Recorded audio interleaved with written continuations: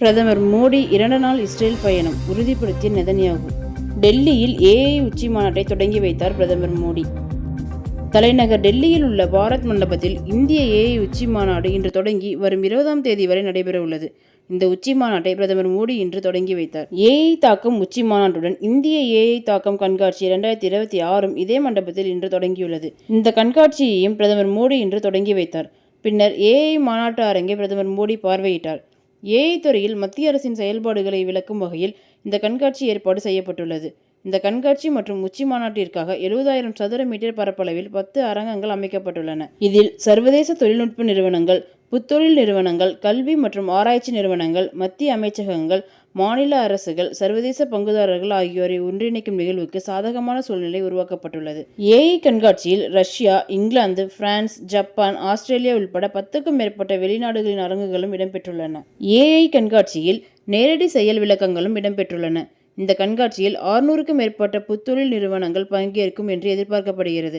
5 நாட்கள் நடைபெறும் இந்த கண்காட்சியில் 2,50,000க்கும் மேற்பட்ட பார்வையாளர்கள் வருவார்கள் என எதிர்பார்க்கப்படுகிறது. அதேபோல் ஏஐ உச்சி மாநாட்டில் வரும் 19ஆம் தேதி பிரதமர் மோடி உரையாற்றுகிறார். இந்த உச்சி மாநாட்டில் பிரான்ஸ் அதிபர் இமானுவேல் மேக்ரான் பங்கேற்கிறார். அதேபோல் ஏஐ உச்சி மாநாட்டில் alphabet CEO Sundar Pichai, open AI CEO some அல்ட்மன் உள்பட பல்வேறு முன்னணி நிறுவனங்களில் தலைவர்கள் பங்கேற்க உள்ளனர். இந்த உச்சி மாநாடு உலகளாவிய தெற்கு பிராந்தியத்தில் நடைபெறக்கூடிய முதல் உச்சி மாநாடு என்ற பெருமையை பெற்றுள்ளது. பிரதமர் மோடியின் அழைப்பை ஏற்று பிரான்ஸ் ஜனாதிபதி இமானுவேல் மேக்ரான், ஐக்கிய அரபு அமீரகம் சார்பில் அபுதாபி இளவரசர் ஷேக் காலித் பின் முகமது பின் ஜயீத் அல் நாஹியான் உள்ளிட்ட 20 நாடுகளைச் சேர்ந்த தலைவர்கள் இந்த உச்சி மாநாட்டில் பங்கேற்க இந்தியாவுக்கு வருகை தருகின்றனர். இந்த ஏஐ உச்சி மாநாட்டில் ஸ்லோவேக்கிய நாட்டைச் சேர்ந்த ஜனாதிபதி பீட்டர் பெல்லேகிரினி கலந்து கொள்ள இருக்கிறார். இது பற்றி இந்தியாவுக்கான ஸ்லோவேக்கிய தூதர் ராபர்ட் மேக்சியன் வெளியிட்ட எக்ஸ் வலைதள பதிவில், ஏஐ தாக்கு உச்சி மாநாட்டில் ஜனாதிபதி பீட்டர் பெல்லேகிரினி பங்கேற்பார். அவர் பிரதமர் மோடி மற்றும் பிற உலக தலைவர்களை சந்தித்து பேசுவார். இந்த வரலாற்று முக்கியத்துவம் வாய்ந்த சந்திப்பானது ஸ்லோவேக்கியா மற்றும் இந்தியாவின் உறவுகளில் புதிய உத்வேகம் அளிப்பதுடன் புதிய கண்டுபிடிப்பு மற்றும் பொறுப்புமிக்க ஏஐ ஆகியவற்றில் நம்முடைய நட்புறவை வலுப்படுத்தும் என்று தெரிவித்துள்ளார். பிரதமர் மோடியுடனான சந்திப்பில் இரு நாடுகளின் அரசியல் மற்றும் பொருளாதார உறவுகளை வலுப்படுத்துவது பற்றி ஆலோசிப்பதுடன் புதிய கண்டுபிடிப்பு, தொழிற்சாலை மற்றும் நவீன தொழில்நுட்பம் ஆகியவற்றில் ஒத்துழைப்பை மேம்படுத்துவது தொடர்பாகவும் ஆலோசனை மேற்கொள்வார்கள் என்று கூறினார். பிரதமர் மோடி 2 நாள் இஸ்ரேல் பயணம் உறுதிப்படுத்திய நெதன்யாகு. பிரதமர் மோடி வருகிற 25 மற்றும் 26 ஆகிய 2 நாட்கள் இஸ்ரேலில் சுற்றுப்பயணம் மேற்கொள்ள உள்ளார். இதனை அந்நாட்டு பிரதமர் பெஞ்சமின் நெதன்யாகு உறுதிப்படுத்தியுள்ளார்.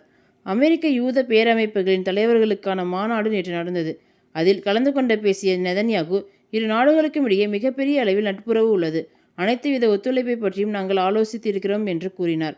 தொடர்ந்து அவர், இந்தியா சிறியதொரு நாடு அல்ல, 140 கோடி மக்கள் உள்ளனர்.